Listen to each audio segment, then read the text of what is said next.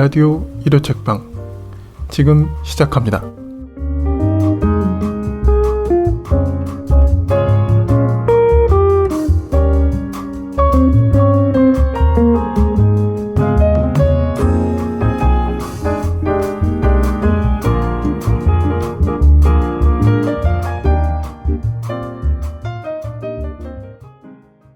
자, 이제 그러면 비문학 분야 중에 이제 한번 나눠보도록 하겠습니다. 제이님, 네, 해주시죠. 혜인님 먼저 안 하세요? 아까 제가 먼저 했는데. 그냥 물어보는 거예요. 아, 네, 그냥 하세요. 네. 네, 올해 비문학, 넌픽션 또는 제가 올해 인문도서로 뽑은 책 중에 하나인데 말하겠습니다. 인생샷 뒤의 여자들이라는 책이고요. 네, 5월에 봄에서 나왔고 김지호 작가님이 쓰신 책입니다. 이 책은 미리 미리 얘기하자면 올해의 책 탑3에 무조건 들어가는 책 중에 하나다. 네, 그만큼 정말 아주 뛰어난 책이고요. 그리고 인사이트도 너무 좋아서 근데 꽤 인사이트가 엄청 시의적인데 꽤 오랫동안 유효할 것 같아서 가져왔습니다. 이 책은 부제가 전 책 부제 읽는 거 너무 좋아하는데 부제가 너무 좋아요. 피드 안팎에서 마주한 얼굴이라고 되어 있고요. 이 책은 사실 이 김재호 작가님의 글들은 그 민음사에서 한 편, 인문잡지 한 편 있잖아요. 거기 중독편에서 기고를 한번 하셨어요. 이런 비슷한 이슈에 대해서 인생샷에 관련된 걸로 해서 이제 기고를 하셨고, 그때 봐서 너무 글이 좋았고 문제 제기하는 방식도 좋아서 기다리고 있었죠. 단행본이 언젠가 나올 것 같아서.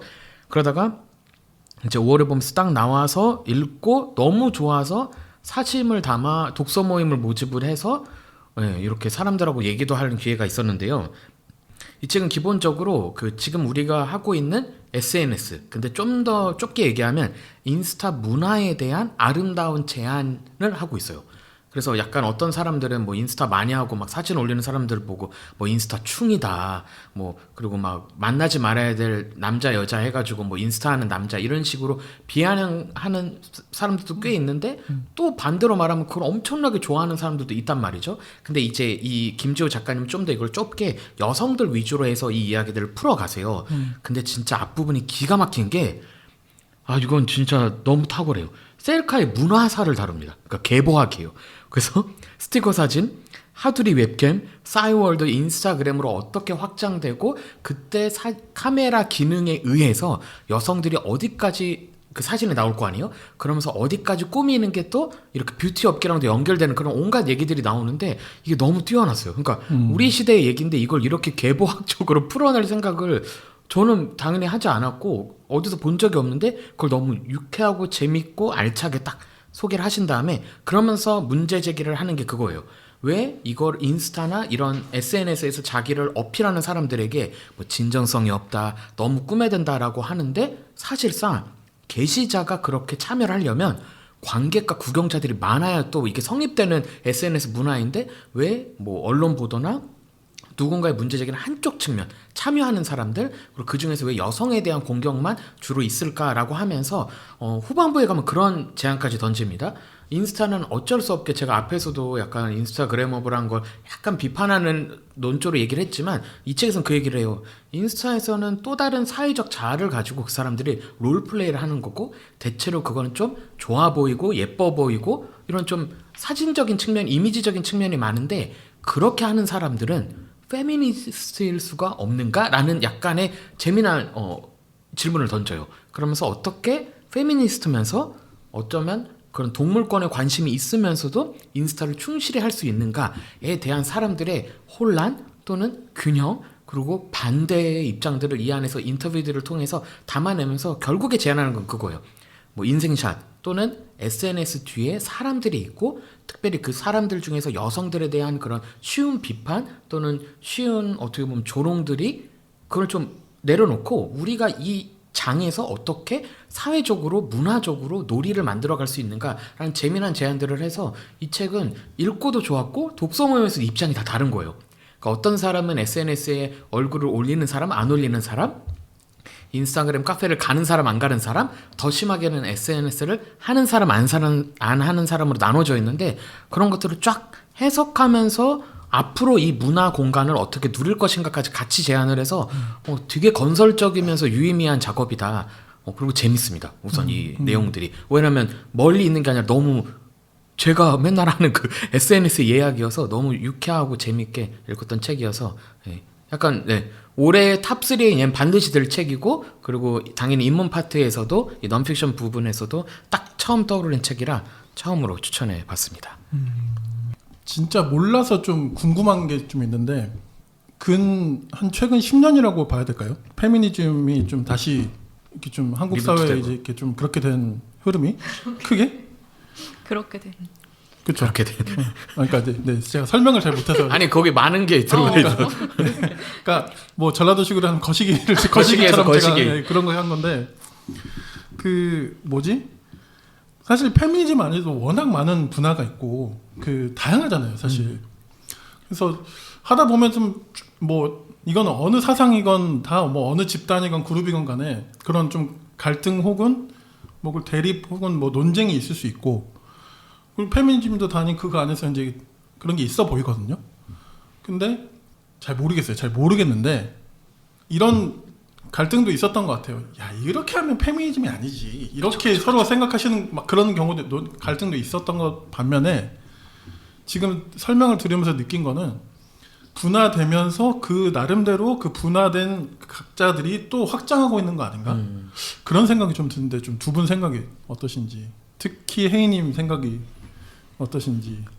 근데 여쭤봐도 이거 돼요? 제가 이따가 네. 저 가져온 책. 네. 같은 출판사의 책. 그렇네요. 5월의 봄. 5월에 이 네. 책 네네네. 이야기를 하면서도 할 수 있는 이야기인데, 그러니까 이건 페미니즘이고 이건 뭐 아니고 이런 거에 대해서 어떻게 생각하냐는. 그러니까 이제 그런 양상들이 다 있는 것 같은데 이게 좀 이렇게 뭐랄까 페미니즘 안에서도 그 연대가 계속 되고 있는지 이런 것도 좀 궁금하고. 제가 잘 몰라서 좀 설명을 잘 못하는 것도 있어요. 그러니까 그러니까 연대를 해야 된다고 생각하진 그러니까, 않아요. 맞아요. 그러니까 저도 그러니까 일종의 이거는 이론이 아니라 현장이고 운동이잖아요.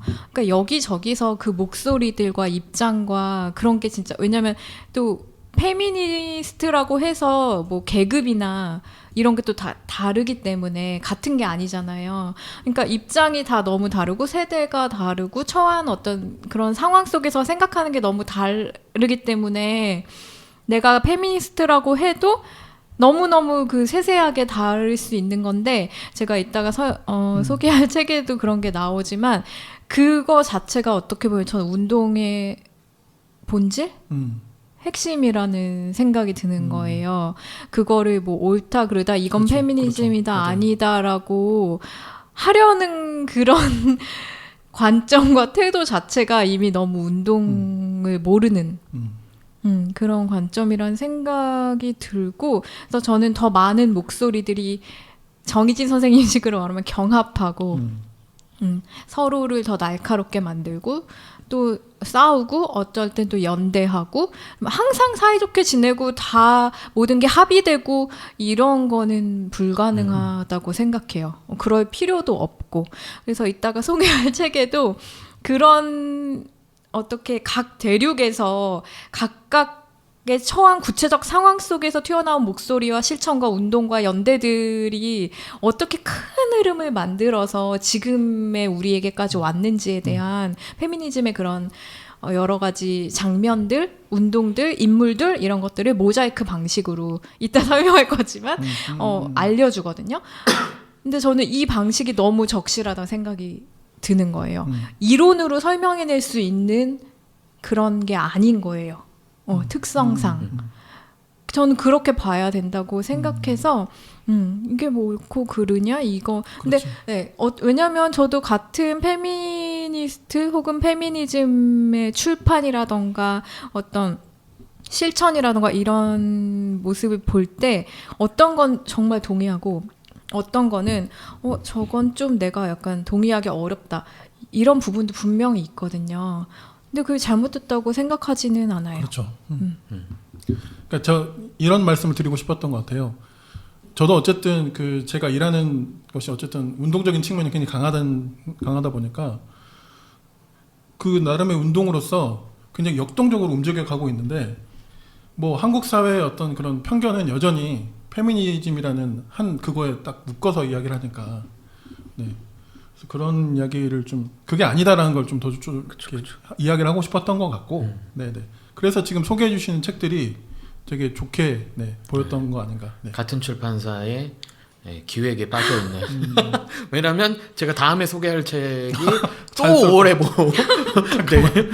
오래봄 이쯤 되면 아닙니다. 네. 오래봄 마케터 멋집니다.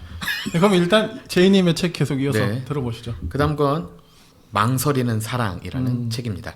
이 책은 부제가 이렇게 되어 있습니다. K-pop 아이돌 논란과 매혹의 공론장이라고 되어 있고요. 부제 진짜 잘 짓죠. 그리고 안희재 작가님이 쓰셨고, 네, 5월의 봄에서 나왔습니다. 갑자기 얘기하자면 그냥 5월의 봄 책이 꽤 많이 나오긴 하는데 그것만 쭉 읽어도 이상하고 나쁜 사람 되기는 정말 쉽지 않다라는 생각을 해보고요. 이 책은 정말 매혹적인 책이에요. 아이돌 문화에 대한 얘기인데 부제가 좀 강하죠. 그러니까 논란도 다루고요. 그리고 공론장 얘기를 다뤄서 책은 사실 1, 2부로 나눠져 있는데 2부가 좀 어려울 수도 있어요. 왜냐하면 2부는 그 아이돌 팬들이 머무는 공론장. 그래서 거기에는 탈덕 수용소 같은 이제 좀 나쁜 그 사이버레카 같은 유튜브 채널들도 소개를 하고 그리고 그냥 개인들의 SNS까지도 나오는데 중요한 건 뭐냐면 우리 지금 사회에서 사람들이 아이돌 문화 또는 아이돌 덕질 이런 걸 할 때 앞에 질문하셨던 건 약간 이어지는데 약간 아이돌 하면 전형적인 걸 이렇게 프레임을 딱 갖춰서 사람들이 비판도 하고 쳐다보기도 하고 팬들도 그렇게 볼 때가 있는데 이 책은 이렇게 말할 수 있습니다. 덕후라면 좀 더 확장해서 누군가를 심하게 아낀다면 뭐 예를 들어서 방탄, 뭐 임영웅, 아이유 같은 그렇다면 이 책은 꼭 읽었으면 좋겠고 건강한 덕질 생활을 위해서도 이 책은 진짜 필독서다. 이 책은 그 얘기를 다 해줘요. 그래서 아이돌 문화가 어쩔 수 없게 갖고 있는 문제점, 그러니까 문제가 생길 수 있는 지점을 다 얘기를 해요. 뭐냐면 그들이 결국에는 관심 경제라는 틀에서 움직이기 때문에 더 많은 관심이 좋든 나쁘든 있을 때 경제적인 수입이 얻어지는 그 시스템, 그 자본주의 끝판 시스템의 산업이 아이돌 산업이기 때문에 어쩔 수 없게 그들의 행동과 모든 건 관심으로 이어질 때가 있다. 그게 나쁜 쪽이든 안 좋은 쪽이든. 그래서 그거를 감안을 해야 되는데 문제는 뭐냐면 논란들이 터질 때 난 어떻게 대할 것인가. 그 얘기도 다뤄요. 학폭 논란, 마약 논란, 범죄 논란이 뜨는데 이 세 개만 나오더라도 여기서는 또 꽤 많은 사람들이 인터뷰를 하거든요. 다 덕질 하고 있거나 했거나 끊었던 사람들. 그럼 질문을 해요. 그 마약 논란을 대해서 어떻게 대처했냐, 또는 성적인 문제를 어떻게 대처했냐, 학폭 어떻게 대처했냐. 다 달라요, 사람들마다. 근데 여기서는 그걸 다뤄주는 거예요. 사람들마다 어떤 논란은 괜찮은 게 있고 어떤 논란은 절대 안 되는 게 있는데 그걸 모아보면서 이거를 누가 결국에는 이 사람들이 이런 반응들을 이용해 가는가도 문제를 던지면서 누군가를 좋아하는 덕질조차도 이렇게 다양한 양상으로 생길 수 있다. 이거를 같이 나누는 게 중요한 거지. 이거는 팬이 아니야. 이거는 그러니까 예를 들면 아이돌이면 그룹 아이돌이면 여러 명 있잖아요. 한 명만 좋아하면 진짜가 아니야. 뭐 이런 식으로 한다는지 그런 문화에 대해서도 약간 비판 또는 설명을 하고 있고요. 두 번째가 되게 좋은데 매혹의 공론장이라고 해서 아이돌을 좋아하든 그 아이돌이 싫어서 까든 공론장이라는, 여기서 이제 대표적인 예가 유튜브랑 이제 SNS 같은 건데 거기서 사람들이 논의를 펼쳐가는데 이게 때론 어떤 방향으로 갈 수 있는 위험 요소를 다 얘기를 하면서 확장돼서 이 말하면 이제 작가님의 얘기보다 제가 더 나아간 건데, 그러니까 이 책을 잘 읽고 고민을 하면은 나의 정치 활동까지도 이어져요. 그러니까 나의 어떠한 정치적인 의사를 표현하는 게 어떤 식으로 이루어져야 되고 어떠한 오해와 문제로 또 맞닿을 수밖에 없는가 라는 식으로 생각을 해서 이상하게 덕질책을 읽었는데 민주주의에 대한 고민과 내가 정말로 애정하는 그게 배우든 아이돌이든 가수든 그들을 어떻게 대할 것인가에 대한 여러 생각과 고민거리를 던져주는 알찬 책이기 때문에 가져올 수밖에 없었고요. 그리고 북토크를 갔었거든요. 네. 올해가 아니라 그런 북토크는 거의 없었는데 울 뻔했어요. 막 그 그러니까 북토크 Q&A가 보통 이 책에 이건 뭡니까 이런 질문이 아니라 제가 A라는 사건에 대해서 이렇게 반응했는데 후회됩니다. 또는 이게 맞았을까요? 서로 나누면서 그래서 북토크 끝난 이후에 그 각 아이돌 팬들끼리 조금 나눠져서 막 얘기도 나누는 그런 뭔가 살아있는 북토크여서 야 이거 너무 좋다. 그래서 저도 한 명의 덕후이자 명확하게는 유엔어로서 너무 잘 읽었던 책이어서 가져왔습니다. 이해다. 네, 알겠습니다. 저도 최근에 덕질을 시작한 뭐 아티스트가 있는데 거기 팬카페를 여름부터 이제 활동을 하기 시작했는데 여기 너무 흥미로운 거예요. 그쵸. 팬카페의 그 역동 그 사이에 한번 운영진이 싹 바뀌었거든요. 그 안에서 엄청난 여러 문제와 뭐 어쩌고 막 이런 게 있었는데 팬과 스타와의 관계 막 이런 거 근데 너무 재밌는 거예요. 진짜 어떤 책보다 제가 재밌게 그 사람들이 올린 글과 댓글을 봤거든요. 차마 참전하지는 못하고 왜냐면 뉴비였기 때문에 뭔가 의견을 낼 만한 그게 아직 없었어서 근데 이 공론장이라는 말이 정말 너무 마음에 와닿는 게 전 진짜 이분들은 도대체 어디서 뭐 하시는 분들인데 이렇게 주체적으로 이렇게 자발적으로 또 내면서 의견을 내고 이 어떤 시스템이 어떻게 굴러갈 것인가에 대해서 고민하고 이렇게 적극적으로 의견들을 내면서 서로 막 싸움일 수도 있고 어쩌면 토론일 수도 있는데 경합일 수도 있고 저 진짜 깜짝 놀랐어요. 너무 재밌어가지고 막 댓글 몇백 개를 막 너무 재밌게 읽은 거예요. 이런 의견에 또 서로 거기 대댓글 달고 막 이러면서 하면서 이런 특히 여성분들이 많은 곳인데 이런 장이 또 있을까? 이렇게 자기 의견을 적극적으로 내면서 여기가 잘 되게 하기 위해서 서로 막 자발적으로 이렇게 고민하고 막 움직이는 이런 데가 또 있을까? 저도 그런 부분이 좀 이 덕질과 상관없이 되게 눈에 들어온 어떤 우리 사회의 그런 한 단면? 그렇죠. 처음 알았어요. 그 팬카페 활동하면서 처음 알았어요. 이런 세계가 있다는 거. 정말 재밌습니다. 이 책 읽으시면 더 재밌게 갑자기 그리고 도대체 이게 뭐라고 막 자기 재능을 기부해서 막 굿즈 만들어서 나눔하고 그쵸. 거의 해방구 같아요. 콘서트장 앞에 막 나눔하는 거 보면은 여긴 도대체 무슨 세계지? 도대체 뭐라고 이렇게 다들 한 마음으로 자기 재능과 돈을 써서 이렇게 하는 걸까? 너무 재밌었어요. 네. 꼭 읽어보고 싶네요. 그러니까 해주시는 두 분의 이야기를 들으면서 저도 이제 그런 거였겠구나 생각이 드는 게 어떤 뭐 되게 유명한 이렇게 아티스트가 무리를 일으켰는데 누군지 저도 기억이 안 나고 하는데 근데 저 팬덤에서 그러니까 팬클럽이나 이런 데서 공식 이제 그런 거 입장 같은 걸 표명하잖아요. 맞아요. 어떤 곳은 뭐 당연히 기억도 안 나고 그냥 그렇게 그 사건과 함께 휩쓸리는 경우도 있는 것 같고. 근데 누군지 기억이 안 나지만 야 저기는 팬덤이 장난 아닌데 저런 문구를 이끌어냈다고 약간 되게 인상 깊게 봤던 기억이 나요. 누군지 모르게 기억이 안 나지만 그런 이야기인 것 같고 공론장이라는 단어가 굉장히 여기서 나온다는 게 굉장히 의미심장하고 아까 뭐 이렇게 정치적인 것까지 연결되어서 생각하시게 됐다고 했잖아요. 근데 저도 그랬거든요. 왜냐하면 한국 정치가 근 10년 안에 예전에 사실 한국 정치는 어떤 세력과 세력의 어떤 그런 대결이었잖아요. 그게 뭐 그때가 좋았지, 그때가 더 나았지 그게 아니고 세력과의 대결에서 팬덤 정치로 바뀌어버렸거든요. 제가 볼 때는. 근데 물론 모든 아티스트의 팬덤이 다 그렇게 성공을 한다고 보진 않지만 어떤 팬덤들은 굉장히 공론장의 주체로서 딱 이렇게 당당하게 자리매김을 하는데 한국 팬덤 정치는 그런 요소가 전혀 없거든요. 사실 다 최악으로만 치닫고 그런 면들을 볼 때 좀 의미심장한 부분들이 좀 당연히 있는 것 같고요. 근데 진짜 그게 맞는 게 막 대댓글로 누가 다른 의견을 내면 막 서로 막 물어뜯고 싸우기도 하지만 여기는 모두 다 자기 의견을 낼 수 있는 곳입니다. 이러면서 조정하는 사람도 있단 말이에요. 전 그거 보면서 왜 이렇게 성숙했지? 이런 게 막 너무 느끼면서 되게 놀랐거든요. 그리고 막 입장문 같은 거 낼 때 필력에 감탄한답니다. 아니 이분은 뭐 하시는 분인데 이렇게 입장문을 잘 쓰셨지? 하면서 그리고 막 무슨 팬 서포트 막 이런 거 할 때 막 회계 정리한 거 보고 이분은 도대체 뭐 하시는 분인데 그러니까 그런 조직이 다 굴러가는 거예요. 그 안에서 그런 모든 것들 조정하는 사람이 있고 회계하는 사람이 있고 글 쓰는 사람이 있고 그 안에서 그런 역할들이 다 나눠지고 정말 오히려 정치 팬덤보다 그럼요. 네. 더 뭔가 조직화된 시민의 힘 이런 거를 많이 느꼈어요. 그 5월에 보면서 팬덤 정치라는 낙인이라는 책도 있는데 되게 건설적인 관점들이 있습니다. 네, 그 되게 얘기하신 거랑 이어져서 약간 잠깐 무슨 유료 광고하는 것처럼. 아니 5월에 보면 관계자 혹시 아시는 분 있으면 아시는 분 있습니다. 링크를 꼭 보내주세요. 네, 보내주시고요. 우리가 이렇게 지금 열변을 토하고 있다. 5월에 본 책을 가지고. 네네. 이것도 올해 나온 책이네요. 네, 올해 나왔습니다. 그러니까 그런 팬덤의 한 복판에 계신 분들이 정치를 보면 이거 뭐 성에 차겠어요? 네, 하여튼 뭐 그런 생각이 듭니다. 저 그리고 몇 권을 더 소개하면 될까요?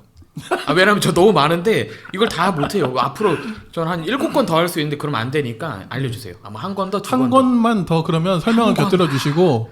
네, 아쉬운 걸로 좀 이따 하나만 더 얘기할게요. 그러면. 오케이. 네네네. 그리고 나중에 제목은 다 알려주세요. 네네네, 알겠습니다.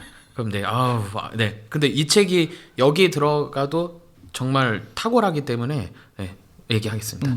세 번째로 제가 가져온 넌픽션 분야 올해 책 후보는 궤도 이탈이라는 책입니다. 이 책은 이제 부제는 이렇게 되어 있습니다. 후쿠치야 마선 탈선 사고와 어느 유가족의 분투라고 되어 있고요. 마스모토 하지모라고 하는 작가이면서 기자 활동도 하셨던 분이고 글 항아리라는 출판사에서 나왔고요. 이 시리즈를 제가 너무 좋아하는데 걸작 넌픽션 시리즈라고 이 안에 이제 봄의 제전 이런 책들도 있는데 정말 걸작들입니다. 그래서 꼭 추천하고요. 이 책을 그냥 핵심적인 이 책의 배경은요. 2005년 4월 25일에 일본에서 탈선 사고가 일어나요. 기차 탈선 사고가. 그때 107명이 사망하고 562명이 부상을 겪게 되는데 그 중에서 한 유가족 중에 아사노라는 남자가 있는데 이 사람이 10년의 분투 과정을 이 하즈모라는 기자가 따라다니면서 취재하고 이야기화하는데 이 책은 제가 거의 한 3, 4년 동안 읽었던 모든 재난 관련 책 중에 탑 1입니다. 왜냐하면 전 이런 책을 기다렸어요. 저는 물론 유가족 생존에 대한 기록이랑 유가족들의 그런 편지들 너무 좋아요. 근데 이제 제가 진짜 사실 필요한 건 뭐냐면 그 사건의 또 다른 그 사건을 이제 다시 한번 반복시키는 걸 막아내려면 차가운 마음을 가지고 좀 그 사건들을 전체적으로 조사하고 취재하고 풀어낼 능력들이 좀 필요한데 이게 근데 누가 안에서 잘못됐다가 아니라 이 정보가 지금 아직 우리나라에서 정부에 의해서 아직도 공개가 안 된 것인지 뭔지 모르겠는데 이 글은 그래서 엄청나게 차갑게 이 사건들을 다 다뤄줘요. 어떻게 어떤 차량 어떤 열차량에서 사고가 났고 몇 시 몇 분 몇 초에 다 살펴보면서 근데 그거를 정보를 쏟아내는 게 아니라 이게 기자니까 핵심적으로 요약하면서 우리로 하여금 저는 이 사건에서 아예 몰랐다가 그리게 해요. 이게 어떻게 사고가 났구나. 그때 운전자의 실수가 뭐였구나를 쫙 다 그리면서 동시에 이 유가족 아사노의 이야기가 나오는데 그때 약간 경계된 게 이게 일본도 가부장제가 심한데 가장이잖아요. 그럼 또 이 사람이 얼마나 힘들게 비참하게 사는가 나올 줄 알았더니 그 사람이 생애를 한 챕터에서 되게 깔끔하게 끝내요. 그냥 이렇게 했고 요렇게 했고 요렇게 해서 결혼해서 행복했었다. 그런데 사고가 난 거죠. 그러면서 그 10년의 그 투쟁을 정말 근데 이건 사랑이죠. 정말 성실하게 대신 차가운 마음을 가지고 어떻게 보면 그 사건들을 쫙 정리해서 풀어내는데 딱 읽고 나면 그 생각이 듭니다. 지금 뭐 세월호 사건도 마찬가지고 세월호든 이태원이든 뭐 대구 지하철 참사든 실제로 이 책의 추천사의 대부분은 그 이태원 참사 유가족들이 쓰셨거든요. 그리고 대구 지하철 참사 관련되신 분도 쓰셨는데 이거를 전망해서 전체적으로 쓰고 제안하는 책들이 더 나왔으면 좋겠어요. 아직 제가 모르는 걸 수도 있는데 근데 이 책은 너무 탁월하게 그 역할을 너무 잘했고 저도 제가 그 현장에 없음에도 현장감과 함께 10년의 분투 과정이 얼마나 고되고 어려웠는가 하지만 악마화하지 않아요. 그 회사가 악마다가 아니에요.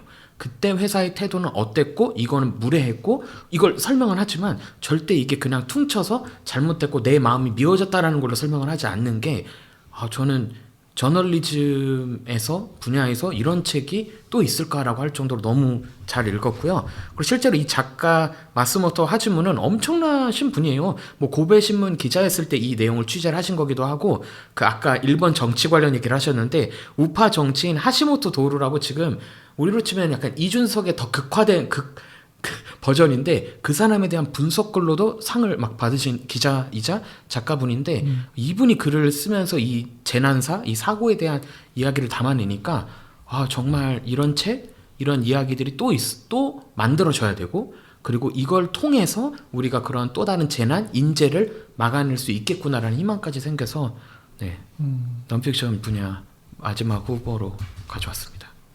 익숙한 책이다 했더니 제가 사놓고 아직 못 보지. 두꺼워요. 생각보다 좀 두껍고. 예, 맞아요. 네. 네. 그렇군요. 근데 진짜 사회적 참사에 대한 공론이 이제는 정말 중요하게 돼버렸잖아요. 네네. 네. 예전 같았으면 그냥 한 비극이었어 이러면서 그냥 그렇게 잊혀지고 말고 하는데 사실 세월호 참사를 기점으로 이제 좀 뭔가 이대로는 안 돼라는 게 좀 다 이제 우리의 가슴 속에든 머릿 속에든 다 생겼잖아요. 그런 와중에 작년에 이태원 참사를 저희는 또 겪게 돼버렸고 그래서 이런 책들 정말 필요하다는 거 저도 너무 공감이 되고요. 갑자기 저 생각나는 책이 제가 진짜 인상 깊게 읽었던 책 중에 하나가 이것도 일본의 그 쓰나미 당시에 그 한 현이 동네가 이제 완전 잠겨버렸던 그 해일로 인해 구하라 바다에 빠지지 말라는 책이 있거든요. 알마에서 나온 2019년에 나온 책인데 그 책도 그 리차드 로이드 페리라는 외신 기자가 이렇게 그걸 쭉 이분들 거의 뭐 몇 년간 거의 10년 가까이 취재하면서 이제 전후를 다 취재를 해서 이제 쭉 객관적인 시각으로 살피면서 일본 정치와 어떤 그 공무원 문화까지 다 헤집는 그런 책이거든요. 그래서 왜냐하면 책임지지 않은 공무원들 당시에 그 학교가 재난 매뉴얼을 대로만 했어도 학생들이 피해를 안 입었을 텐데 얘네들이 다 우왕좌왕하고 그러다가 운동장에 모여있는 상태로 일을 당한 거예요. 거기서 이제 높은 곳으로 올라가기만 했어도 문제가 없었는데 그러니까 그런 게 드러난 거죠. 하여튼 이제 이 책도 진짜 굉장히 수작이거든요. 그래서 그 책이 좀 갑자기 생각이 났고 이런 책은 진짜 계속 좀 한국에서도 소개가 되고 계속 좀 이야기가 돼야 되지 않을까. 저도 좀 그런 것 같아요.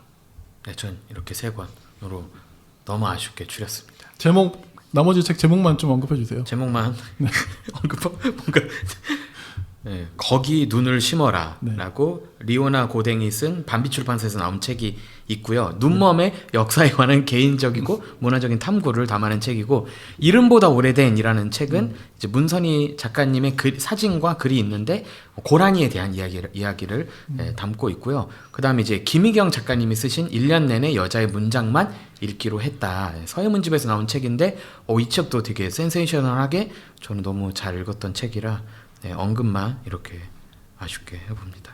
알겠습니다. 이게 나중에 제가 다 목록을 받아서 하나 더 있네 아쉬운 거. 18세기의 새 책사. 이거 진짜 좋은데. 이거 이 책이요? 네, 지금 진짜. 가져오신 책. 진짜 짧게 하면 안 돼요. 짧게 하세요. 2분 안에 끝낼 수 있어요. 알겠어요. 네, 여러분 마지막으로 가져온 18세기의 새 책사는 새 책사 하면 다 뭔 말인지 모르실 거예요. 이게 책을 빌려주는 걸 새 책이라고 하고 그 역사에서 새 책사라고 하는데 왜 제목이 18세기냐면 18세기에 끝났거든요. 정말 재밌어요. 왜냐면 이게 우리가 독서 문화에서 뭐 계속 이어지는 게 있고 책이라는 형태가 어떻게 변했는지 막 이런 건 지금도 이어지는 내용이잖아요. 새 책사는 끝났습니다. 사장된 지가 오래여서 그 과거의 흔적을 볼 수 있어서 좋았는데 부제가 이거예요. 소설 읽기의 시작과 유행. 그래서 이걸 읽으면 한국, 일본, 독일, 프랑스, 브라질, 나이지리아 같은 나라들이 등장을 하면서 책을 빌려주는 걸 도서관에서 당시 안 했거든요. 도서관이 없어서. 그러니까 그거를 개인들이 어떻게 판매하고 책들을 사서 그거를 책을 빌려주는 대출 행위로서 돈을 어떻게 벌었는가를 다루면서 근데 아이러니한 게 그랬더니 소설이란 장르가 폭발적인 인기가 생기는 거예요. 그 전만 해도 서사시를 읽었대요. 존 밀턴의 실라곤을 읽고 막 그러니까 엄청 어렵고 호메로스 책을 읽는 거예요. 그러니까 정말 고등교육을 받아야만 읽을 수 있는 책들이 책이라는 그건 책이 아니야 라는 식의 표현으로 무시가 당했었는데 이때를 기점으로 해서 소위 말하는 대중소설이 탄생을 했고 우리가 지금 다 알고 있는 장르소설이 이때 다 탄생을 했다는 거예요. 그래서 생각보다 그래서 지금도 막 순문학 하면 소설이 순문학이야 라는 사람에게 이 책을 권하면서 아니야 우린 대중이야. 대중이 읽지 않으면 그 문제가 있는 거고 원래 소설의 시작은 그렇게 막 고대 그 서사시가 아니라 정말 간단하고 사람들이 대중적으로 읽을 수 있는 걸로 인기가 생겼던 거야를 볼 수 있는 책이어서 너무 재미있는 역사책이라 마지막으로 소개해 봅니다. 우리로 따지면 옛날에 그 도서대여점인 거잖아요. 쉽게 말하면. 그쵸. 근데 사실 플랫폼의 어떤 혁신이 장르의 어떤 발흥을 일으키는 거 맞잖아요. 네네네. 제가 너무 옛날이긴 하지만 어렸을 때는 대본서랑이 있기 때문에 무협지와 순정 만화가 네, 중게 될 수 있었고 도서대여점 생기면서 그런 온갖 그 지금으로 따지면 라이트 노벨 같은 그런 책들이 엄청 읽혔고 네 저는 막 옛날에 그래서 막 아버지 같은 소설 있잖아요. 국학고장기 사실 대여점 영향이라고 생각하거든요. 그러니까 일정 부분은 아무튼 네 흥미로운 책인 것 같네요.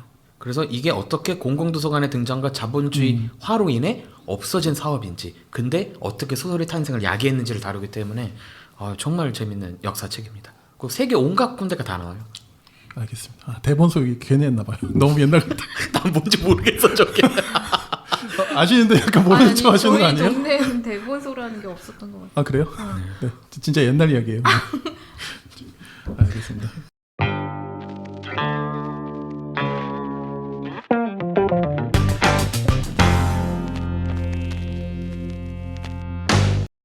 자 이제 이렇게 제이님께서 그 비문학 도서 추천해 주셨고요. 약간 진이 빠지신 것 같은데 자 이제 혜이님 한번 소개해 저는 주시죠. 제이님이 저렇게 소개하는 거 들으면 마음이 너무 조급해져요. 왜냐면 난 저렇게 설명할 수가 없는데 어떡하지? 그래서 제가 가져온 책들을 계속 보면서 어떡하지? 계속 고민하고 조급한 마음으로. 근데 저는 저렇게 제이님처럼 소개할 자신이 없고 그냥 간단하게 소개를 하면 저는 이제 그 올해의 목소리라고 해서 좀 뽑아봤는데 서울 밖에도 사람이 산다 이런 제목의 책이에요. 이르비치라는 출판사에서 나온 희니님이 쓴 책인데 일단은 제목에 되게 끌려서 보게 됐어요. 근데 앞표지도 이쁘고 왜냐면 최근에 되게 김포 논란이 있었죠. 네. 근데 너무 싫은 거예요, 듣기가. 이게 왜 논란이 되어야 하지?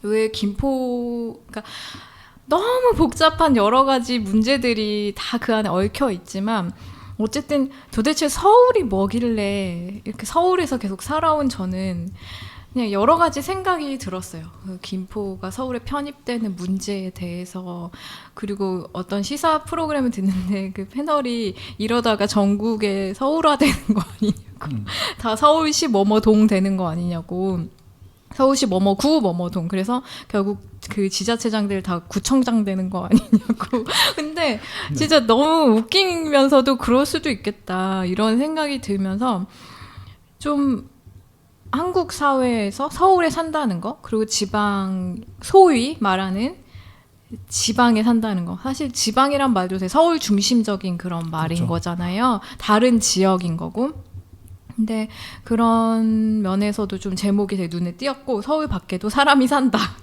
근데 저도 사실은 서울에서 계속 살다가 가끔 다른 지역으로 여행을 가면 너무 깜짝 놀랄 때가 있어요. 사람이 너무 없어서 길거리에 이 시간에 왜 이렇게 사람이 없지? 무서울 정도로 사람이 없는 거예요. 그래서 진짜 그런 거 피부에 와닿게 느낄 때가 있어요. 다 이렇게 뭔가 서울과 서울 근교에 다 모여서 살고 있구나. 여기서 사는 사람들은 뭐 하고 무슨 재미로 뭐 먹고 살지? 뭐 하면서 그러니까 어떤 직업이라는 게 여기 산업이라는 게 이 지역에 어떤 산업이 있을까 뭐 이런 궁금증을 가지게 되고 근데 이제 이 책은 그냥 키워드가 첫 이제 나오는 것부터 서문에 보면 딱 나와요. 지방, 여성, 청년. 나를 수식하는 키워드다. 이렇게 나오는데 지방에 사는 여성 청년의 목소리를 담은 책이거든요.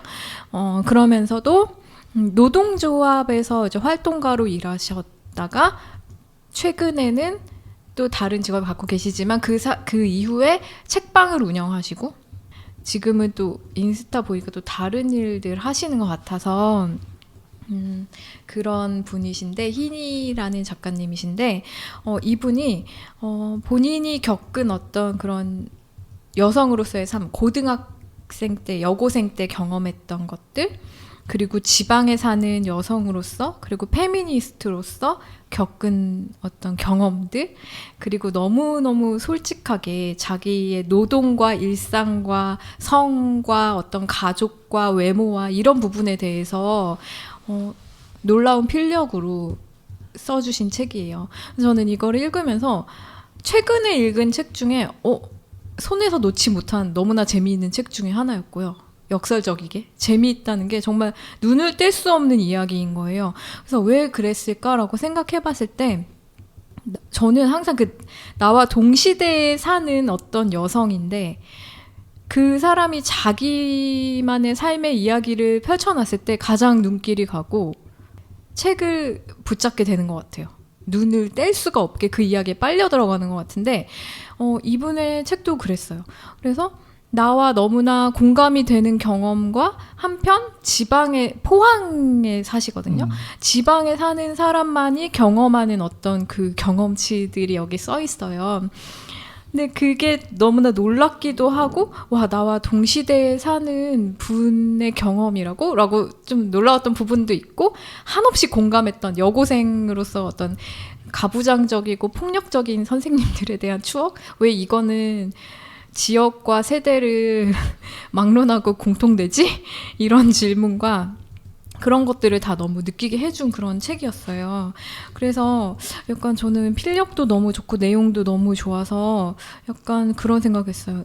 약간 좀 록산게이의 헝거라던가 좀 그런 느낌의 동시대 버전이 아닐까 그런 생각을 하면서 이 출판사가 또 되게 생소하기도 하고 어떤 책을 냈는지 너무 궁금한 거예요. 이르비치라는 출판사였는데 지금까지 3권의 책이 나와 있더라고요. 3권 다 기획력이 돋보이는 그런 책이어서 좀 궁금해졌어요.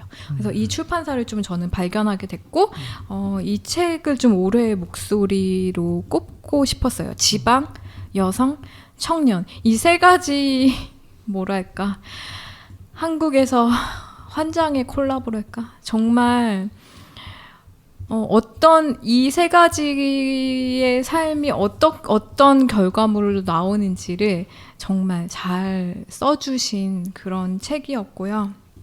이거와 더불어서 설명이 너무 막막한 책인데 5월의 봄에서 나온 페미니즘들이라는 책을 저는 또 가져왔어요.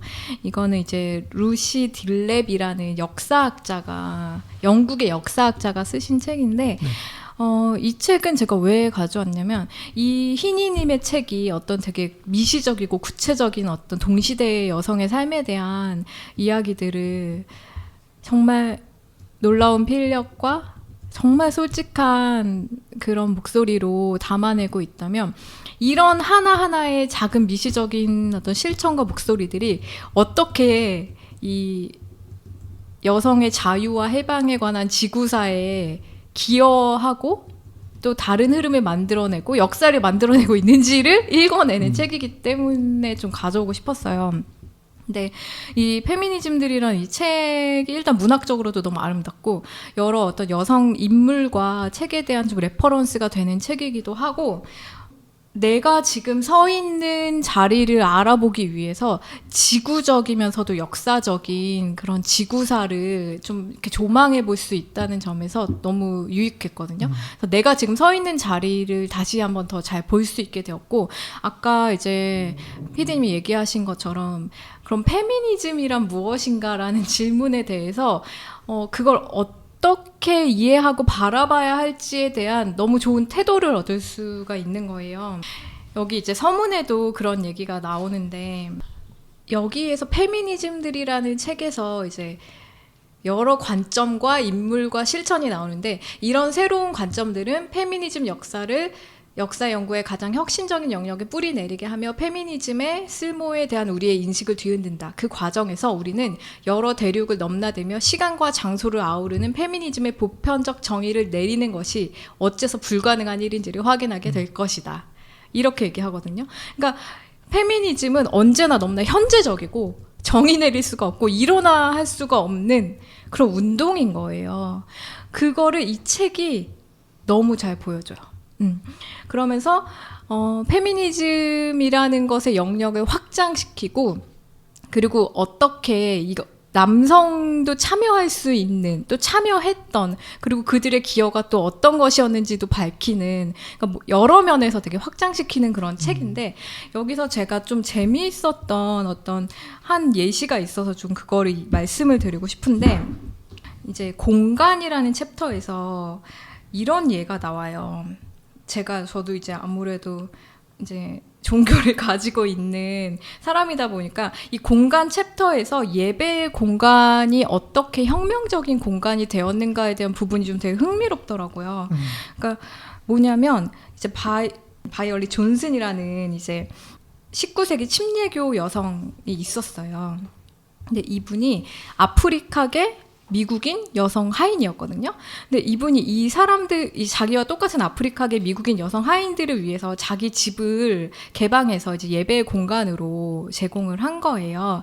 그런데 그렇게 제공된 예배의 공간이 당시에 특수한 상황 속에서 어떤 공간이 됐냐면 당시에 이제 어떤 극단적인 이슬람, 기독교 이런 집단에서는 성별로 나누어서 이제 예배를 드렸던 거예요. 그러니까 남성들만의 공간이 된 거죠. 예배의 공간이. 그런데 이 바이올리 존슨이 만든 공간이 혼성 공간의 모델이 된 거죠.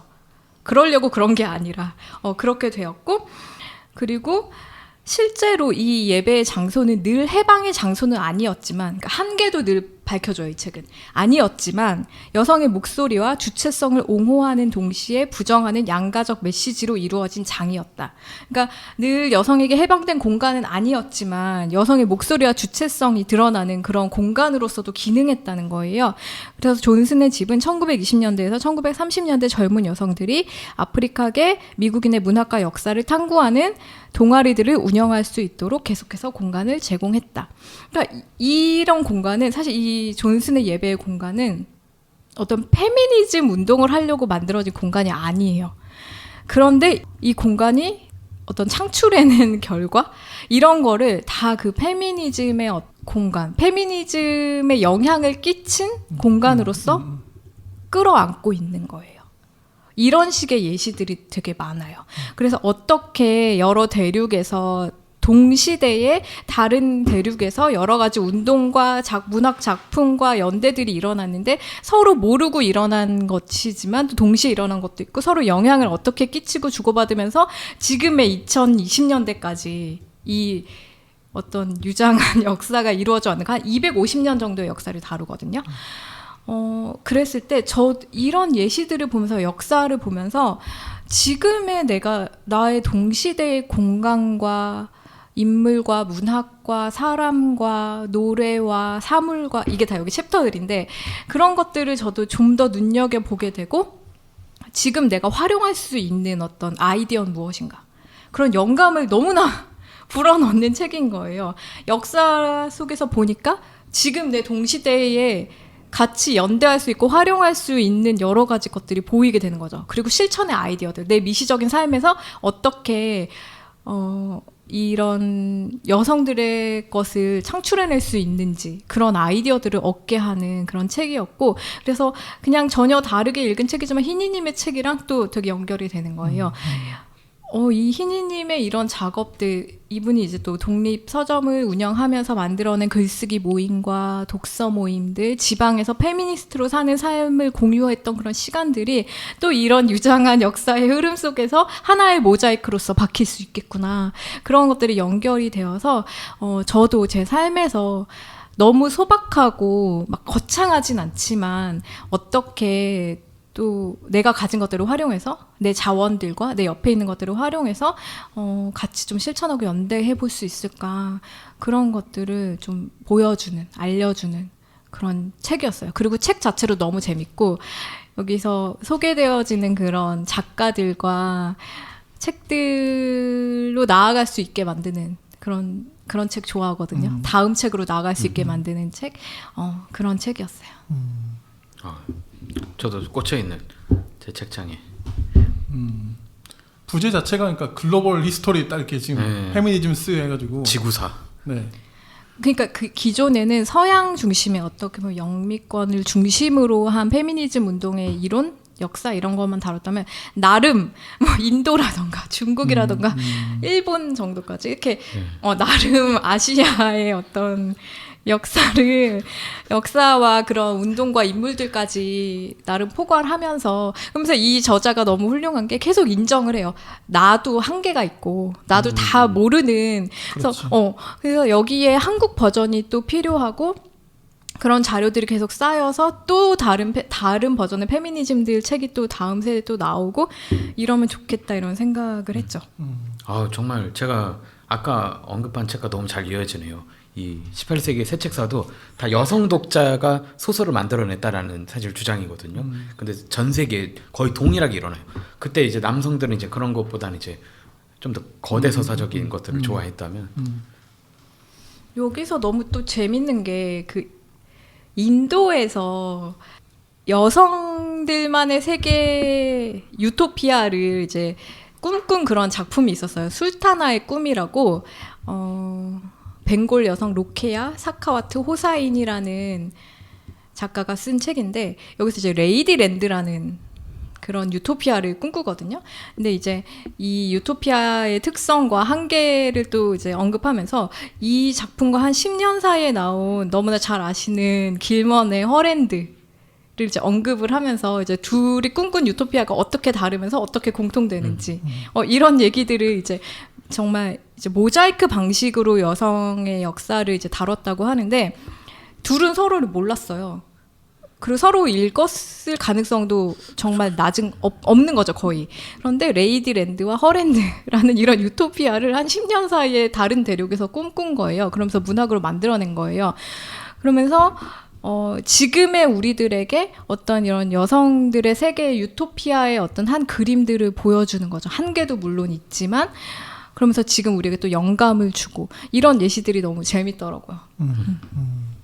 저희가 그 예전에 그 책 무슨 책이었죠? 고고학 책? 파묻힌 녀석. 파묻힌 녀석. 네. 그 책을 다룰 때도 그 어떤 고고학이라는 장르에서 완전히 전혀 전복을 일으키잖아요. 그 여성학의 관점과 편견 없는 해석학으로 이런 시도들이 바라기는 물론 저는 물론 남성이긴 하지만 뭐 제가 항상 드리는 말씀 저는 페미니즘에 있어서 제 접점은 그냥 솔직하게 말씀드리면 제 아내 그리고 제 두 딸 이거거든요. 특히 저희 딸들이 어떻게 보면 너무 휴머니즘적인 이야기 좀 나이브한 이야기일 수 있는데 그냥 얘네들이 좀 한국 사회에서 내놓고 살기 너무 좀 두려운 게 있어요. 솔직히. 네. 제가 느끼는 공포 혹은 두려움이 당사자들보다 당연히 작을 것임에도 불구하고 그런 염려를 한단 말이죠. 단순히 전 부성애로서 말씀드리는 게 아니고 실제로 좀 그런 위협이 너무 심하니까 사회에서 한국 사회에서의 그런 보이건 보이지 않건 잠재적 위협까지 그런 거 생각하면 저는 되게 명료해요. 그래서 네. 페미니즘의 이런 운동들 실천들 아까 그 얘기하셨잖아요. 인물 실천 이론 이런 것들이 더 저는 좀 파도가 더 크게 일어나서 이런 작업들까지 더 좀 활발하게 일어나고 지금도 이미 저는 기류가 좀 바뀌고 있다고 생각이 들지만 물론 이제 보시는 분들 입장에서는 좀 답답함이 있으실 테고 현실 세계에서는 뭐가 그렇게 크게 바뀌지 않은 것 같고 왜냐하면 그렇잖아요. 막 지금 그 남성들의 불만은 야 무슨 지금 차별이 존재하냐 이렇지만 하나하나 뜯어놓고 보면 너무 불합리한 것들이 여전히 너무 많잖아요. 그러니까 그런 약간 눈 가리고 왕오는 식으로 그렇게 불평을 토로하는 남성들에 대해서 마음에 들지 않아요. 그래서 이런 기류들이 더 크게 좀 더 흥하기를 바라는 마음으로. 최근에 그 쇼컷 머리 쇼컷이라고 해서 편의점에서 이렇게 폭행을 휘두른 분이 있으셨잖아요. 근데 그 뉴스가 난 다음인가 다음 날인가 제가 이런 책들을 지하철에서 읽는데 너무 무서운 거예요. 맞을까봐. 그러니까 진짜 이게 2023년이 맞나? 내가 이런 책을 지하철에서 자유롭게 읽지를 못하고 근데 마침 하필 그때 제 양옆과 제 앞에 정말 건장한 남성분들이 앉아 계셨던 거예요. 앉아 계시고 서 계셨던 거예요. 그래서 제가 책을 가리고 있더라고요. 저도 모르게. 왜냐면 진짜 만약에 그분들 중에 어떤 분이 좀 그런 그 편의점에서의 그분 같은 생각을 가지고 있다가 너 네가 뭔데 이런 책 읽어? 그래서 또 제가 또 몸도 조그맣고 하니까 막 어떡하지? 그래서 진짜 막 가리고 있는데 좀 서글픈 생각이 들더라고요. 지금 2023년에 우리는 어디로 가고 있는 거지? 내가 왜 이런 책도 자유롭게 읽지 못하고 이러고 있는 거지? 라는 좀 슬픈 생각이 들었죠. 좀 무서웠어요. 그래서 전 신고를 많이 합니다. 위협이 의심되거나 약간 임산부석에 있으면 다 사진 찍어서 그 신고하고 계속 해. 문자 계속 보내. 지금 있는데 안 비키고 내가 잘 얘기했는데도 그런다. 그러니까 조치해달라. 그러니까 그런 식으로 하고, 그리고 이제 약간 술 취하신 분들이 그 많이 막말을 할 때가 있어요. 저는 그런 걸 많이 보는데 그러면 이제 그 영상 찍어서 또 신고, 계속 신고. 그래서 그런 식, 그러니까 이제 저 아는 분도 이제 법 쪽 계신 분이긴 한데, 그런 법학 전공하신 분이 절대 혐오 범죄 일어났을 때 이런 식으로 대처하면 안 된다. 언론도 똑같고 상징화를 절대 주면 안 되는데, 지금 약간 한국에서 일어나는 혐오 범죄의 제일 큰 문제는 다른 나라도 혐오 범죄 똑같이 일어난대요. 그 여러 양상이 있으니까 뭐 여러 이유들도 있고, 근데 그걸 이런 식으로 보도해 버려서 가능하다라는 여지를 절대 줘선 안 되는데, 설상 똑같이 일어나도, 근데 약간 우리나라 현재 언론 보도 방식 자체는 너무 큰 사건이 일어났고 끔찍하다, 와우, 이렇게 끝내버리면 안 된다는 거죠. 그러면 누군가는 그걸 이제 그럼 나도 저렇게 집중 받을 수 있구나, 누군가 나를 쳐다봐줄 수 있구나라는 식으로 갈 수도 있고, 저게 막 무서운 뭐 처벌을 받는다 이런 느낌을 너무 안 받으니까 도리어 역으로 되죠. 저렇게 끔찍한 처벌적 상황이 여성들에게 있구나로 해석이 돼버리니까 저 그런 거는 언론 가이드가 우리나라에 너무 끔찍하게 없다고 막 할 정도로. 근데 저는 또 이런 얘기를 하면 남성을 다 잠재적 가해자로 보는 거냐? 이런 얘기를 또 누가 할 것 같은 거예요. 내가 그런 무서움을 느꼈다 이렇게 말하는 것조차도 되게 주저하게 되더라고요. 영국인가 미국 그 코미디언 중에 남성이에요. 근데 그분이 제가 찾아보게 트위터에서 봤는데, 그분이 한 말이 있어요. 많은 남성들이 요즘에 자기를 잠정적인 범죄자로 취급하는 걸 기분 나빠하신다. 그럼 질문하겠다. 성폭행, 성적 범죄, 추행 이런 걸로 남성 피해자가 많냐, 여성 피해자가 많냐? 남성은 고작 당하는 게 편견 그리고 널 쳐다보는 사람들의 약간의 경계다. 근데 여성들은 이 경계를 안 하게 되면 무슨 문제에 빠지냐면, 실제 그 범죄의 대상이 되면은 사실 실득으로 따지면 경계하는 게 맞는 거 아니냐로 되게 쿨하게 얘기한 노아 하여튼 그런 코미디언도 있었는데, 저는 그런 입장에서는 저는 남성을 잠정적 가해 가능성으로 보는 게 맞다고 봐요. 지금 현재 한국 사회에서. 그러니까 물론 다 조심해야 되는 것도 있는데, 조심해야 될 건 조심해야지. 지금 그건 네. 그래서 제가 그 상황을 제가 그때 스토리에 올렸잖아요. 근데 누군가는 또 어떤 분들께서는 이거 되게 불편하게 생각하실 수도 내가 왜 이것까지 생각해야 되지? 불편하라고 해요. 어쩔 수 없어요. 그럼 그러니까 남성분이 남자를 다 잠재적 가해자로 보고 있는 거야? 이렇게 생각할 것 같은 그런 내용이긴 했거든요. 왜냐면 그분들은 진짜 어떻게 보면 죄가 없이 그냥 내 옆에 앉아있고 내 앞에 서 있었을 뿐인데도 전 위협을 느꼈거든요. 벌써 이게 뭐랄까, 아니 모든 남성을 다 잠재적 가해자로 보는 거야라는 질문 자체가 너무 방어적이잖아요. 그렇죠. 방어 논리잖아요. 근데 이거를 어떤 이성과 논리의 어떤 정확한 반박인 것처럼 막 이렇게 뭐 똑똑한 척 말을 하는 것 자체도 좀 그래요. 좀 별론데, 아까 저기 제이님이 이야기하신 것도 그렇고, 그 현상에 들어가면 뭐 방금 통계 이야기하셨지만 압도적이잖아요. 말이 안 되잖아요, 사실. 그러니까 단순히, 그러니까 여기서도 그 뭐랄까 타자에 대한 감수성이 벌써 떨어지는 거죠. 그 이야기를 했을 때 내가 내 옆 사람이 범죄자, 그걸 지금 물론 그 위협이 있으니까 지금 이야기를 하신 거지만, 근데 지금 여기서 더 중요한 거는 내가 받는 위협에 대한 얘기잖아요, 이건. 그러면 그 위협에 대한 그 받는 위협에 대한 이야기로 좀 공감적인 이야기를 해야 되는 건데, 그게 전혀 안 되니까 그런 방어 논리가 나올 수밖에 없는 거죠. 갑자기 저희가 다 지금 네, 하여튼 이 책을 열변을 읽다가 네, 그런 경험을 해서 이게 넌픽션의 맛이죠. 일상을 얘기하는. 네, 뭐 나중에 또 어떤 책, 뭐 좋은 책도 소개해 주시면 그때 또 많이 이야기하시죠. 오늘은 또 여러 책을 또 소개하는 시간이다 보니까. 네.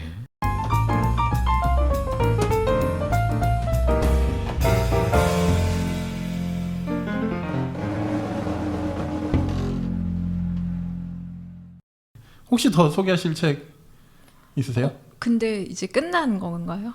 그래서 이제 어떻게 할 거냐면 더 일단 소개를 여기서 멈추실 거면 각자 두 분의 베스트 3를 한번 꼽아 주십사 하고 마치려고 그래요. 네. 베스트 3 하고 마무리 해야 될 것 같아요. 네. 아니 아쉽네. 아, 그러니까 다 같이 보면. 그래서 네. 아까 제이님이 쉬는 시간에 잠깐만 왜 붉은 PD님은 지금 빠져 있죠? 이러셨는데 저는 이제 올해 독서량이 지금 네, 거의 바닥을 쳤기 때문에 네. 그리고 앞으로도 저희 라디오 유료 책방 두 분 중심으로 네. 예, 저는 그래서 진행과 편집, 네, 제작에 힘쓰기로 전 나름 마음을 먹었거든요. 아무튼 그래서 자 이제 각자 베스트 3 3요? 근데 5권 중에 3권을 골라요? 아니, 더 추려도 되나요? 골라주세요. 더 추릴게요. 네. 어쨌든 왜냐면 이제 이게 저희가 마지막에 자 어쨌든 이 각자 두 분이 꼽으신 베스트 3권을 이것입니다 하고 딱 마칠 거기 때문에 2권만 얘기하겠습니다. 베스트 2? 네. 각 분야별 하나씩. 문학 비문학? 네. 탑 그렇게 원. 하셔도 됩니다. 네. 그러면 이것만은 꼭 해달라 네. 하셔도 되고 어차피 저희가 무슨 공신력 있는 게 아니니까 공신 있다고 하죠. 그냥 되는 대로 해보죠. 3,000명이 듣고 있어. 아 근데 제가 볼 때는 이 올해 책 에피소드는 그 정도 갑니다. 솔직히. 그렇죠. 네. 그 정도는 됩니다. 저희가. 광고라도 돌려주세요. 네 아무튼. 네. 네. 저부터 할까요? 네. 혜인님 고르셔야 되면 저는 다 골랐습니다. 갑자기 말을. 네, 저는 이게 근데 탑 1을 오케이. 전 탑 1. 본이 그렇게 올해의 책 1위. 문학 비문학. 아니요. 올해의 책 1위. 통합으로 해서. 오케이. 올해의 책 1위. 네. 인생샷 뒤의 여자들입니다. 네, 간단한 이유는 이겁니다. 오늘날에 우리가 매일 접하는 사실 가족들보다 더 많은 시간을 쓰는 게 SNS라는 장인데 거기서 마주할 사람들에 대한 얘기여서 저는 이 책을 진짜 많은 분들이 인스타나 뭐 어떤 소셜 미디어를 한다 그러면 진짜 이 책 정도는 읽고 너머에 키보드 너머에 화면 너머에 사람이 있다는 걸 인지했으면 좋을 것 같아서 네, 인생샷 뒤의 여자들 김지호 작가님 5월에 봄 출판사에 나온 걸 올해 책 1위로 선정하고 2위 바로 가겠습니다. 2위는 네 아주 희미한 빛을 얻어 최은영 작가님의 네, 소설집을 선택합니다. 이유는 뭐 앞에서 다 얘기했는데 네, 또 다른 확장되는 국내 문학을 기대하게 해주는 또는 약간 고민이 됐던 저에게 답을 준 책이라 네, 이렇게 2권 골랐습니다. 내친김에 3위 하시죠? 그거 못하겠어요? 알았어. 3위 하면 알겠어요. 네. 4위가 올 것 같고. 네, 그러니까 계속 해야 되고 그러면은 2위까지는 할 수 있지 않냐? 2위까지, 네. 네, 알겠습니다. 자, 2위로 아주 희미한 빛으로도 최은영 작가님의 네, 소설을 꼽아주셨고 1위는 인생샷 뒤의 여자들 작가님이 누구셨죠?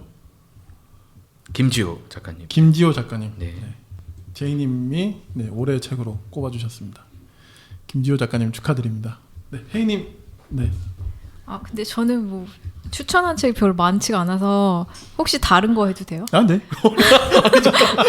아니 그게 아니라 저는 그 올해의 기획을 좀 소개하고 그렇지. 싶어서 네네네. 이 문학동네 시인선에서 너무 재밌는 2 기획 시집이 나와서 이걸 꼭 소개하고 싶어요. 그 문학동네 시인선에서 시인의 말 모음집이라는 거 냈거든요. 이제 200호 특집 200번이 나오는 걸 기념으로 해서 1번에서 199권까지의 시집에 시인의 말을 모은 거예요. 근데 이게 너무 제 취향인 게 저 시인의 말 진짜 좋아하거든요. 그 작가의 말 시집보다 같은 건가요? 그쵸. 시가 본격적으로 시작되기 전에 앞에 약간 문지식으로 하면 자서, 그러니까 시인의 말 이렇게 있잖아요. 근데 저 진짜 시 읽는 것보다 시인의 말 읽는 거 더 좋아하거든요. 근데 이거를 모아서 낸 거예요. 그것도 지금 이게 한정판으로 엄청 싼데 얼마더라? 3,000원인가? 내가 아직 쓰지 않은 것이라는 제목인데 3,000원입니다. 너무 싸게. 근데 이제 볼륨은 웬만한 시집 볼륨이거든요. 근데 그거 진짜 너무 재밌어요. 그러니까 일종의 문학동네 시인선 1번에서 199번의 일종의 약간 카탈로그 같은 거죠. 이런 시집들이 있다를 이제 소개한. 근데 이거 너무 재밌어요. 그래서 이것만 읽어도 이 시인들이 어떤 생각을 가지고 어떤 시를 썼으며 어떤 캐릭터인지 이런 것들을 좀 알 수 있는 정말 너무 추천하고 싶은 너무 좋은 기획이라고 저는 생각해요. 네. 그래서 일단 이 기획이 너무 좋았고, 그리고 이것과 더불어서 같이 나온 티저 시집이 있어요. 이제 기념 티저, 문학동네 신선 200 기념 티저. 이제 201번부터 이런 시인들이 시집을 낼 거다 하는 거를 이제 쓴 건데, 이 기념 티저 시집의 진짜 백미는 시란 무엇인가라는 같은 질문을 던져서 모든 시인들이 이에 대해서 누구는 한 페이지 정도로 엄청 길게, 누구는 딱 2단어로 이렇게 시란 무엇인가를 정의를 내렸어요. 그래서 아까 제가 소개해드린 시인 이인신도 여기 이제 시를 실었는데, 시란 무엇인가에 딱 2단어를 쓰셨어요. 비명과 정적. 그러니까 이렇게 좀 전율이 있는 이런 짧은 글에서부터 엄청 길게 쓰신 분까지, 그러면서 시를 한 권이 아니라 시를 한 편씩 실으셨어요.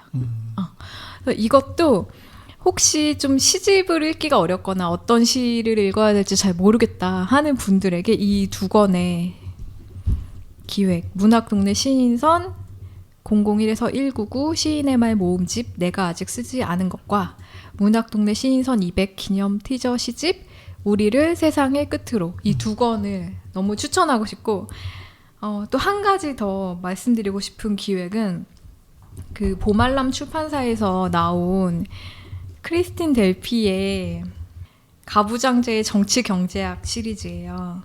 이게 보시면 아시겠지만 제가 사실 4권 다 가져왔다가 가방이 너무 무거워서 이것만 갖고 왔는데, 일단 책 내용도 너무 개인적으로는 너무나 재밌었지만, 이렇게 어떤 두껍고 어렵고 긴 책을 이렇게 서문, 그리고 이렇게 한 챕터씩 이렇게 잘게 나눠서 작고 한 100페이지가 안 되는 어떤 이런 분량으로 나눠서 번역해서 낸다는 게, 그 기획이 저는 너무 마음에 들었어요.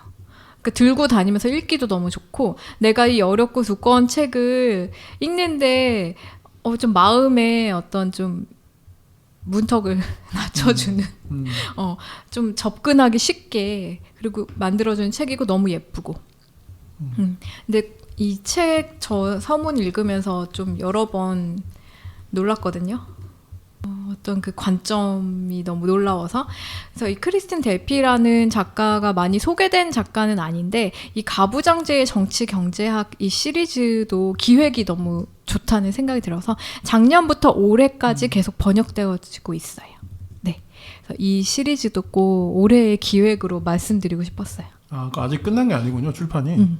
그래서 그러니까 이게 원래는 원서는 단행본인가요? 이 주적, 네네네. 크리스틴 델피의 이제 주적이라는 책을 이렇게 서문부터 해가지고 이렇게 나눠서 지금 10권까지 네네네. 봤습니다. 기획이 보입니다. 되어 있어요. 네. 네. 그래서 이 책의 기획이 너무 좋아서 소개해드리고 싶었어요. 알겠습니다. 크리스틴 델피의 책이고, 보말람이라는 출판사에서 나온 가부장제 정치 경제학이 시리즈의 어떤 타이틀인 거죠? 네. 그렇죠. 네네. 알겠습니다. 지금 현재 4권이 나와 있습니다. 서문 포함해서. 그래서 베스트는 어떻게 꼽으실 건가요? 어떻게 하시겠어요? 근데 제가 저번에도 말했지만 네. 올해 책을 꼽는다는 게 알겠습니다. 안 하셨어요? 이해했어요. 나는 뭐야? 다시 한번 확인했어요. 원래 이 팟캐스트라는 거는 살아있는 생물과 같아서 올해의 책은 없으신 걸로. 그러니까 저는 약간 그런 질문하고 비슷해요. 가장 좋아하는 책? 아니 뭐 인생에 영향을 끼친 인생 책? 책 얘기 못해요? 응. 얘기 못해요. 아 근데 그거 어려울 수 있어요. 근데 있어요? 응. 뭐요? 저 어제는 욥기라고 그랬고 욥의 노래. 아, 그러니까 그때 바뀌는 건가? 아니, 사실 그러니까- 최근까지는 궤도 이탈이라고 했죠. 그러니까 그거에 대한 어떤 강박이 좀 덜하신 거고, 그죠? 아무도 기억 못해 내가 얘기한 거예요. 인생 책 내 인생 살지도 않았는데 어떻게 알아? 뭐 아무튼 이 오늘 이 저희가 녹음했던 아마 두 편으로 제가 나눠서 방송할 것 같은데 많은 책을 좀 두 분을 통해서 소개하고자 했던 것이 제 의도 중에 하나였고, 네 이게 형식은 중요하지 않습니다. 베스트 3권, 2권 이런 거는 대신 그건 할게요. 제가 오늘 소개해 주셨던 책들을 뭐 이렇게 어쨌든 정리해 가지고 그 몸글에다가 공유를 하겠습니다. 많은 분들이 좀 보실 수 있도록 아 이런 책들을 소개해 주셨구나 해서 뭐 제가 정리한 건 엄청 많아. 혜인님만 8권에 저도 한 6권. 그러니까요. 그거 너무 풍성하잖아요, 사실. 이렇게 14권. 네, 저 이게 너무 좋거든요. 그래서 근데 붉은 PD님 진짜 한 권도 얘기 안 하실 거예요? 한 권. 인생 아니 그 올해의 책 한 권 얘기하고 끝내는 걸로 아, 어때요? 진짜 요즘 오래 들어서 본 책이 별로 없고 아 저한테 아까 웹소설 읽는다 그랬으니까. 화상기한이나 이런 거 아, 얘기하세요. 왜 그거를- 있어가지고. 아, 화상기한 너무 재밌고 하는데 드라마나 영화 이런 거 없어요? 아, 일단 책은 그거는 읽었어요. 그 무라카미 하루키 이번에 나왔던 거. 아 네네. 네네. 도시와 그 불확실한 벽. 모든 책을 제가 하루키 책을 다 읽은 건 당연히 아니고 너무 많아서 그렇긴 하지만 그 전에 읽었던 책들과 확실히 아 이분이 이제 그러니까 좋은 의미로 나이가 들었구나 그런 걸 좀 느끼게 된 그런 책이었고 그리고 제이님이 저한테 선물해 주셨던 불타는 작품 다 읽었거든요. 네. 근데 저는 그냥 이렇게 가볍게 저한테 선물해 주시길래 뭐 그렇구나 하고 읽었는데 저도 당연히 윤고은 작가님 책을 다 읽은 거 아니지만 저는 봤던 책 중에 가장 제가 이 작품 되게 좋더라고요. 네. 이렇게 쓰는 분도 있어야 될 것 같은데 전 진짜 그 생각이 들었고 네. 저는 또 어쨌든 저도 이제 기독교 계통의 그런 바운더리에서 직업을 갖고 있다 보니까 예술에 대한 얘기를 일단 하셨지만 저는 종교에 대한 이야기로도 좀 읽혔거든요. 네. 그래서 좀 굉장히 좋게 잘 읽었습니다. 네. 해외문학, 국내문학 하나씩 해주셨네요. 그래요? 아 정리해줘서 고마워요. 네. 이 정도로 넘어가 주세요. 저도 그 제이님이 주신 책 갑자기 숙제처럼. 아니, 와 진짜 하고 광고가네. 싶은데 그 조이스 캐럴 오츠의 밤 아, 네온 그쵸. 주셨는데 이 조이스 캐럴 오츠가 주로 장편이 번역이 많이 되어 있는데 이거는 이제 단편이잖아요. 그래서 좀 조이스 캐럴 오츠 많이 언급되는데 혹시 궁금했던 분들은 이 책으로 좀 시작해 보셔도 좋을 것 같고 아까 저희가 이제 이거 방송 시작하면서 어떤 불안과 그리고 제가 또 아까 공포에 대해서 이야기했었는데 그게 도대체 왜 뭐야? 그러니까 왜 불안하고 왜 그런 거에서 공포를 느껴? 이런 질문을 만약에 가지고 계시다면 조이스 캐럴 오츠의 책을 읽으면 이 작가가 어떻게 그 일상에서 사람들이 느끼는 불안과 공포를 이렇게 잘 포착해서 표현하는지 이런 걸 읽으면서 좀 저 같은 사람을 이해해 주실 수 있지 않을까. 전 그런 측면에서 너무 좋은 책이라고 생각하고 언급하고 싶네요. 밤 네온. 감사합니다. 네, 은행나무에서 나왔습니다. 좋아서 제가 소개하는 거예요. 그럼요. 읽어보니까 좋아서. 자 이제 이제 마무리해야 될 것 같은데요. 진짜 길게 했다. 아 근데 뭐 러닝 타임은 2시간이구나. 1시간 13분인 줄 알았네. 아니에요. 제가 보고 있었는데. 그러네. 네네. 알겠습니다. 네 오늘 이렇게 또 저희 정말 오랜만에 녹음했는데 역시 또 책 이야기 하니까 즐겁네요. 좀 진짜 오랜만에 이 얘기 한 거거든요. 왜냐면 두 분은 어떤지 모르겠는데 아니야 진짜 이 정도면 진짜 지금 내적으로 장난 아닌 거예요. 지금 완전 내적에서 지금 파티가 일어났어요. 제 거기에서 지금. 네. 아무튼 그래서 저는 진짜 즐거운 시간이었고요. 제가 책을 많이 못 읽어도 소개받는 것만으로도 그 기쁨이 있거든요. 들으시는 분들도 아마 그렇지 않을까 생각이 들고, 네, 특별히 두 분은 되게 또 정형화되지 않은 그런 주관적인 책을 또 소개해 주시는 것 자체가 너무 저는 매력적으로 다가와서 오늘 시간이 참 풍요로웠고요. 두 분도 짧게 소감 한번 남겨주시고 마무리하시죠. 그러면 오늘 좀 네. 네, 책 얘기하니까 좋습니다. 여러분의 올해의 책도 궁금하네요. 댓글에 남겨주십시오. 네. 너무 오랜만에 해서 엉망진창으로 말한 것 같아서 되게 좀 그렇고요. 갑자기 반성. 다음에는 제대로 얘기해야겠다라는 네, 반성을 하였습니다. 오늘 두 분 수고하셨고요. 또 다음에 또 뵙도록 하겠습니다. 네, 오늘 수고하셨습니다. 감사합니다. 감사합니다.